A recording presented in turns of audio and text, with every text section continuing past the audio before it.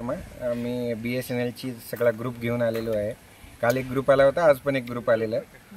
तर इथं ओंकार ॲग्रो टुरिझमबद्दल जर बोलायचं आहे तर आम्ही सकाळी लवकरच आलो होतो। आता संध्याकाळची वेळ होत आलेली आहे, पूर्ण दिवस संपत आलेला आहे, पण अजून आम्हाला असं वाटत नाही की हौस अजून पुरलेली नाही आहे। तर एक सांगताना आधीच मी सांगतो की इथे येताना पोटात खूप सारी जागा आणि मनात खूप सारी एनर्जी घेऊन यायला पाहिजे, तरच मजा येईल। पोटात जागा असेल तर इथं दिवसभर एकदम उत्तम जेवण आहे, उत्तम नाश्ता आहे, मग हुरडा पार्टीची पण सोय आहे।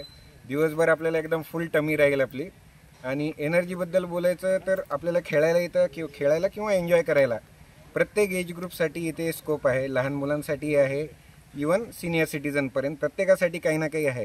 काही ना काही म्हणजे आपण जर बोलायचं म्हटलं तर इथे बोटिंग आहे, मस्तपैकी आपण स्वतः पॅडल बोट करून त्याचा एन्जॉय आनंद घेऊ शकतो।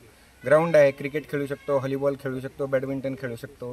त्यानंतर लहान मुलांसाठी किंवा मनाने जे लहान आहेत त्या सिनियर लोकांसाठी पण इथे रेन डान्सची सुविधा आहे, स्विमिंग पूल आहे। आम्ही तर त्याचा दिवसभर खूप आस्वाद घेतला। मग खूप भूक लागली म्हणून मग जेवणासाठी गेलो, थकून भूक लागल्यामुळे।